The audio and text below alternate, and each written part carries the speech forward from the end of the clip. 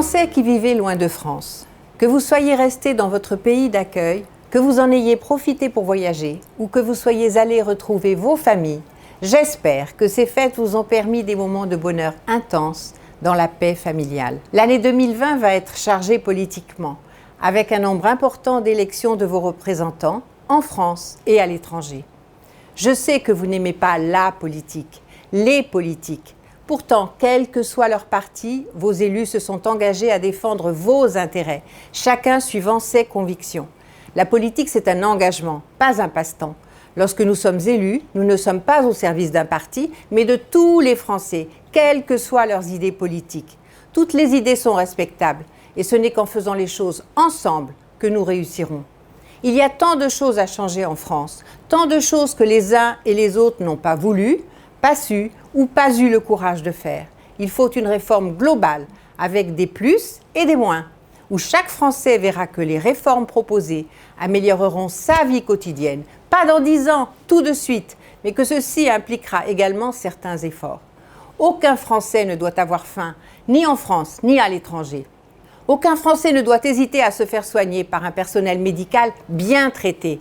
Tous les enfants ont droit à une éducation dans de bonnes conditions, avec des professeurs reconnus, respectés et motivés. Les salaires doivent être décents, sans pénaliser les entreprises. Nous devons respecter ceux qui nous protègent au quotidien. La police, les gendarmes, les pompiers. Le respect, c'est un mot oublié. Tout le monde doit participer pour que tout le monde puisse vivre dignement et être fier d'avoir contribué au changement.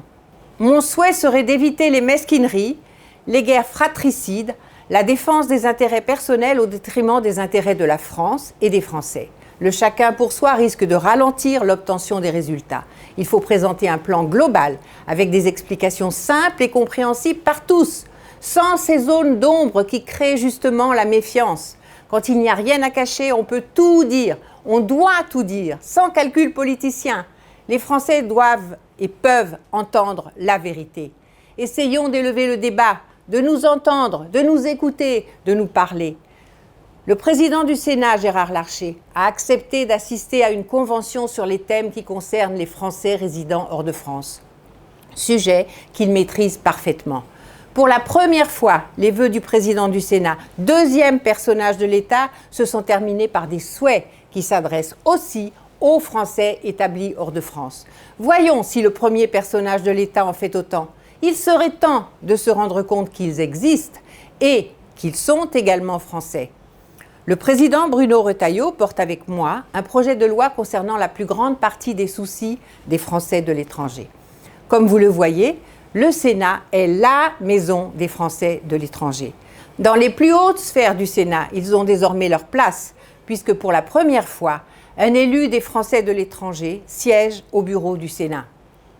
Je souhaite que le projet de loi que je vais défendre avec le président Bruno Retailleau soit voté au Sénat au printemps prochain.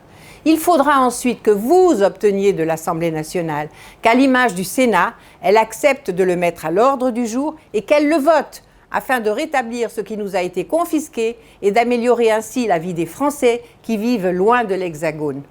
J'aurais voulu que mon message ne soit que paix et bonheur, mais mon devoir est de me battre pour vous, qui m'avez permis d'être au Sénat pour vous représenter et vous défendre, ce dont je suis très fière et dont je vous remercie. Je suis convaincue qu'ensemble, nous pouvons obtenir de bons résultats. Les chemins ne seront pas couverts de pétales de rose, il restera certainement quelques épines, peut-être beaucoup. Avec la bonne volonté de tous, nous gravirons une marche après l'autre, sans jamais rien lâcher, mais conscients que tout ne se fait pas toujours aussi vite que ce que nous le souhaiterions. Comme a dit Winston Churchill, agissez comme s'il était impossible d'échouer. Ce sera notre devise de l'année 2020. Je vous souhaite une année 2020 à la hauteur de vos espérances. Vous pouvez avoir confiance en moi, moi j'ai confiance en vous. Vous pouvez compter sur moi parce que la France qui gagne est résolument internationale.